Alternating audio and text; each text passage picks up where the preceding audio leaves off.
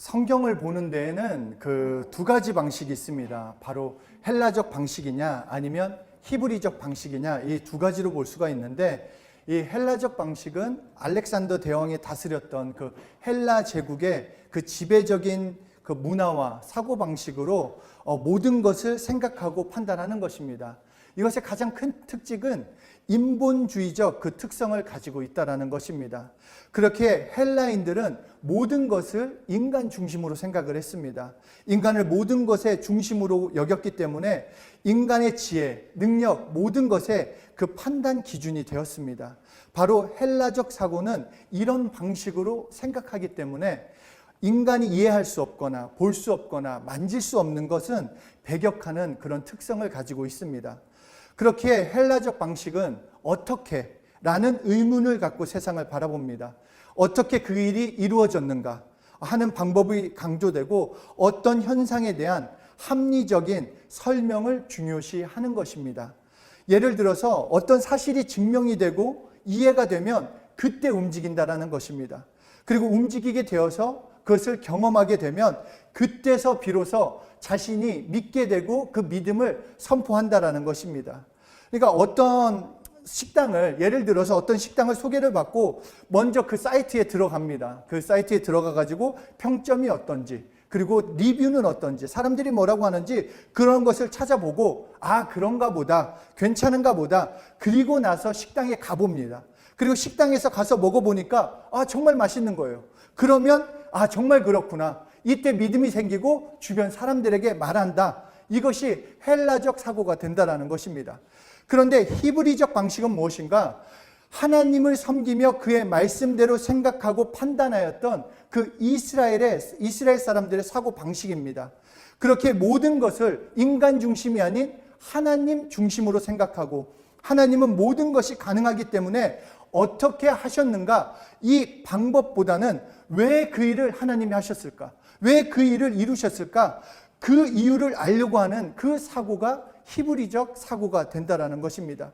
그러니까 어떤 사실이 증명되고 이해되며 움직이는 것이 헬라 방식이라면, 히브리적인 방식은 어떤 사실, 그러니까 복음의 사실을 주어졌다면 그 사실을 내가 입으로 시인하는 것, 그 입으로 시인할 때 믿음이 되고, 믿음이 되면 경험이 되고, 경험이 되면 증명이 되고, 그때서 이해가 되는 히브리적 방식과 헬라적 방식은 이렇게 순서가 전혀 다르다는 것입니다. 죄에서 예수의 피로 용서받았다는 그 사실이 우리에게 주어졌을 때, 헬라적으로는 예수님이 얼마나 많은 피를 흘려야, 그 얼마나 많은 피를 흘려야 이 수많은 영혼들을 살릴 수 있을까? 그 사람들을 의지할 수 있을까? 2000년 전 흘렸던 그 피가 지금 나는 본 적도 없고 만진 적도 없고, 그런데 어떻게 그 피를 의지할 수 있는가라고 생각하지만, 히브리적 사고방식은 예수님의 피로 용서하신다고 하셨기 때문에 내가 받건 안 받건이 아니라 하나님이 말씀하셨고 이미 예수님께서 행하셨기 때문에 나는 그것을 입으로 시인하고 믿는 것이라는 것입니다. 그러면 내가 실제로 경험하게 되는 것, 그 용서를 체험하게 되고 그것이 경험이 되어서 말씀이 이해가 된다는 것입니다. 뿐만 아니라 앞에서도 말씀드린 것처럼 헬라적 사고는 하나님이 왜 그런 일을 하셨는가 보다 어떻게 그 일이 진행되어 있는가를 보기 때문에 자기 자신과 관계되고 자신이 이해할 수 있는 것만을 전부로 믿고 알고 있다는 것입니다. 그러니까 이 복음도 하나님의 복음이 아니라 내가 복음이 되는 것입니다. 내가 원하는 것, 내가 잘되고 내가 성공하고 하나님의 뜻이 중요한 것이 아니라 말씀 가운데 그것을 내가 원하는 것을 취해서 그것이 내 것이 되기를 원한다는 것입니다. 내가 성공하는 말씀, 내가 복받는 말씀을 취하게 된다는 것입니다. 그런데 히브리적 방식은 현상보다 본질을 말합니다. 그러니까 결과보다 원인을 중요하게 생각한다는 것입니다.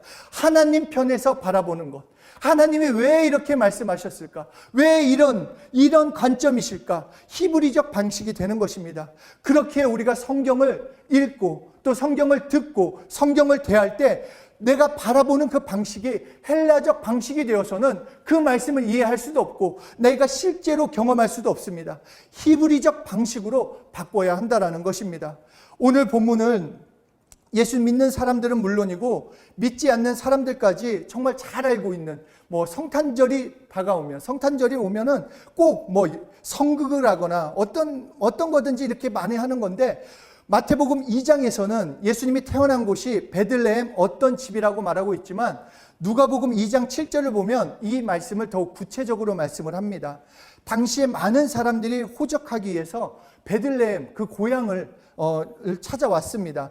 그래서 여관에 머무르려고 했는데 이제 너무 많은 사람들이 찾아와서 어떤 방도 얻을 수 없어가지고 그냥 마리아는 아이를 잉태하고 구유라고 하는, 그러니까 짐승 그 먹이통에 위에다 예수님을 눕혔다라고 말씀하고 있습니다.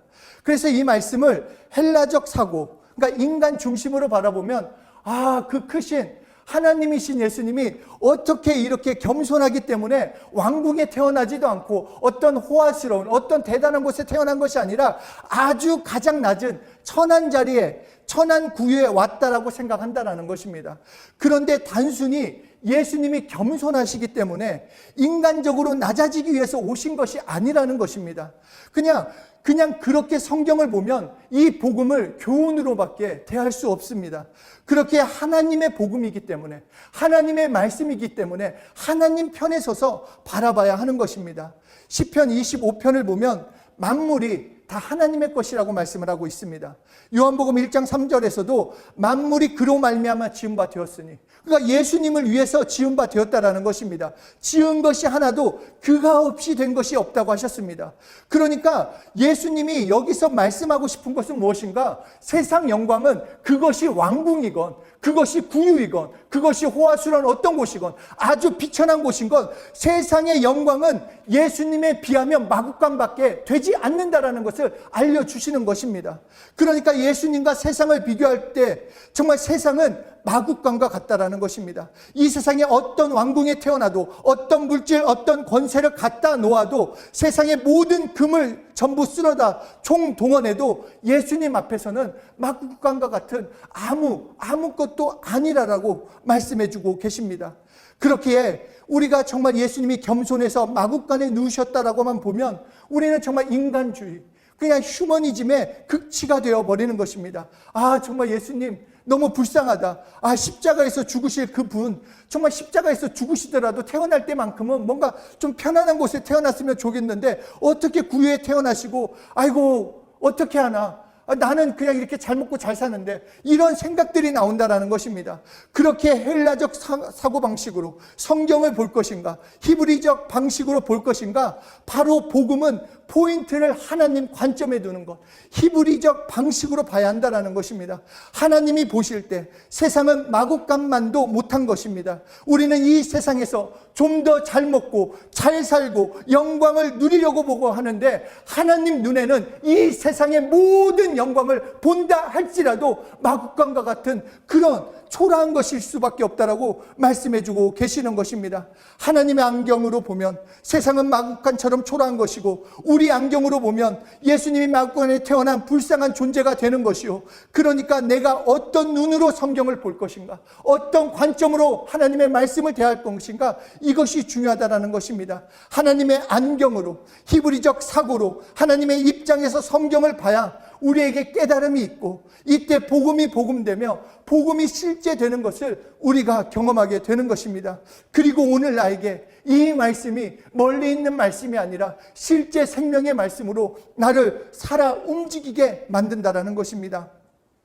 당연한 이야기지만 하나님의 말씀을 하나님의 입장으로 바라봐야 합니다. 우리에게 주시려고 하는 그 뜻을 그때서야 비로소 깨달을 수 있는 것입니다. 학창시절에 공부하라고 하는 부모님을 내 눈으로만 본다고 하면은 그냥 공부 멘치는 그냥 부모님들은 잔소리꾼에 지나치지 않습니다. 그런데 또 반대로 부모님의 심정은 어떻습니까? 내가 못 먹고 내가 못 입어도 정말 내 자녀만큼은 공부시키고 학원 보내려고 하는 것은 정말 이 자녀가 잘 되길 바라는 부모의 심정이 있지 않냐라는 것입니다. 정말로 자녀만큼은 더 행복해지길 바라는 그 심정으로 공부해야 한다라는 것입니다. 마찬가지로 성경을 볼 때 우리가 하나님의 눈에서 보려고 하는 그 몸부림이 있어야 합니다. 그래야 이 말씀이 복음으로 들리게 되는 것입니다. 또한 오늘 본문 11절에 보면 동방에서 온 박사들이 집에 들어가 아기와 그의 어머니 마리아가 함께 있는 것을 보고 엎드려 아기께 경배하고 보배압을 열어 황금과 유향과 모략을 예물로 드렸다고 말씀하고 있습니다. 그러니까 황금이라는 것은 부자가 소유할 수 있는 최고의 것을 말하고 있는 것입니다. 그러니까 그때 당시에 황금은 왕에게 예물로 드릴 수 있는 것이었어요. 그러니까 부자가 소유할 수 있는 최고의 것이었습니다. 그리고 유향이라고 하는 것은 향료를 말하는데, 예수님 당시에 어떤 향을 몸에다 바르느냐에 따라서 그 신분이 달라졌다는 거예요. 어떤 향기가 나느냐에 따라서. 그러니까 이 부자가 사치할 수 있는 최고의 극치가 무엇인가? 그 유향이었습니다. 마지막으로 모략은 보약과 같은 것인데, 그러니까 황금이라는 것은 부자가 가지고 있고, 그 다음에 유향이라고 하는 것은 사치의 극치이고, 모략은 보약 중에 보약을 말하는 것이니까, 그러니까 영광, 인간의 영광을 이 세 가지로 표현하고 있다는 것입니다. 다시 말해서 권력이 있고 힘 있는 사람, 돈 있는 사람만이 가질 수 있는 것, 먹는 것 중에서 모략보다 더한 게 없고, 그 다음에 몸을 꾸미는 것 중에, 사치하는 것 중에 유향보다 더하는 게 없고, 그 다음에 소유한 것 중에 황금보다 더 귀한 것이 없는 이 세 가지, 인간의 영화 중에 가장 귀중한 세 가지를 모아서 예수님 앞에 갖다 놓았다라는 것입니다. 그런데 여기서 하나님께서 우리에게 알려주시길 원하시는 것은 드린다라는 포인트가 아니라, 정말 드렸다라는 포인트가 아닙니다. 오히려 예수님 앞에 인간이 가장 소망하고 정말로 인간이 원하는 전부인 황금, 유향, 모략을 예수님 앞에 드렸다는 것이 아니라 포기했다라는 것입니다. 갖다 드림으로써 포기한다라는데 포인트를 두셨다라는 것입니다. 우리는 하나님께 포기하는 것이지 드리는 것이 아닙니다. 전부 하나님의 것입니다. 착각하면 안 됩니다. 물질도 마찬가지예요. 우리가 헌금을 할 때 하나님께 드린다. 아니, 원래 다 하나님 것이었어요. 다 하나님의 것인데 우리가 하나님께, 내가 물질의 주인인 것을 하나님께 표현하는 그 일부 방법, 11조 중에서도 그 한 가지를 드리면 전체를 받아주신다는 하나님의 방법이 거기에 있다는 것입니다. 그러니까 우리가 전부가 하나님의 것이기 때문에 하나님 앞에 나의 물질을 포기하고, 그분 앞에 내 명예를 포기하고, 그분 앞에 내 모든 것을 포기하고, 내가 의지하는 것을 온전히 포기하고 예수로 살겠다는 그 결단을 오늘 이 동방박사들을 통해서 보여주고 계신다라는 것입니다. 갈라디아서 2장 20절에 내가 그리스도와 함께 십자가에 못 박혔나니 그런즉 이제는 내가 산 것이 아니요 오직 내 안에 그리스도께서 사신 것이라.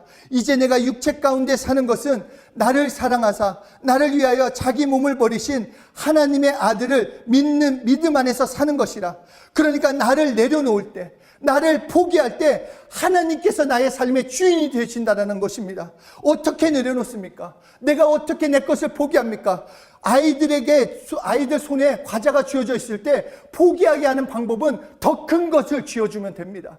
마찬가지입니다. 예수님을 진정으로 만나면, 정말로 땅에서 진주를 발견한 사람이 자신의 전 재산을 포기하고 그 땅을 산 것처럼 예수님을 진짜로 믿는다라면, 내가 정말로 예수님을 진정으로 사랑한다면, 이 땅에서 먹고 잘 살기 위해서 예수 믿는 것이 아니라 나의 구주 되신 예수님 때문에 내가 이 땅을 사랑한다고 믿는다라면 나의 것을 포기할 수 있는 것이요, 그때 비로소 예수님을 얻게 된다라는 것입니다. 예수님을 발견한 사람은 인간의 극치의 것을 추구하고 있던 모든 것들을 포기하는 것입니다. 삭개오는 예수님을 만나자 자신의 전 재산의 4분의 1을 포기하고 자신의 물질을 하나님께 드립니다. 바울은 예수님을 만나자 내가 가장 고상하다고 생각한, 내가 가장 유익하다고 생각했던, 나에게 없어서는 안 된다고 일생을 바쳤던 나의 모든 지식을 배설물, 똥과 같이 여긴다고 했습니다. 왜냐하면 예수를 아는 지식이 가장 고상하기 때문에. 똑같이 씁니다. 우리도 정말로 예수님이 하나님이심을 안다면, 정말로 예수님이 나의 구주이시고 그분이 다시 오시는 것을 내가 진정으로 믿는다라면 오늘의 삶은 나의 것을 포기하고 예수님의 것을 붙들고 살 수 있다라는 것입니다. 예수 믿는 사람의 태도, 정말 오늘 본문에서 말씀하시는 예수 믿는 사람의 태도는 정말로 내가 이 세상에서 가장 귀하게 여겼던 것들, 예수님 앞에 내어놓고 예수로 살려고 하는 결단이 필요한 것입니다. 예수 그리스도 앞에서 세상의 소유가 빛을 잃고, 예수 그리스도 앞에서 세상의 부가 빛을 잃고, 사치가 빛을 잃고, 그리고 세상의 모든 문화가 그 빛을 잃고 오직 예수 그리스도만을 드러내는데, 마태복음 2장 말씀 포인트가 거기에 있다라는 것입니다. 정말로 우리 인간 쪽에서는 예수 그리스도를 만나는 자마다 자신이 최고로 알고 있었던 것을 포기하는 말씀이 여기에 들어 있습니다. 나의 모든 만족, 나의 모든 유익을 포기하는 것입니다. 그래서 계시록 3장 21절에서도 내가 문 밖에 서서 문을 두드리노니 누구든지 나를 문을 열면, 그러니까 문을 연다는 것, 너 자신을 포기하면 이라고 말씀하시는 것입니다.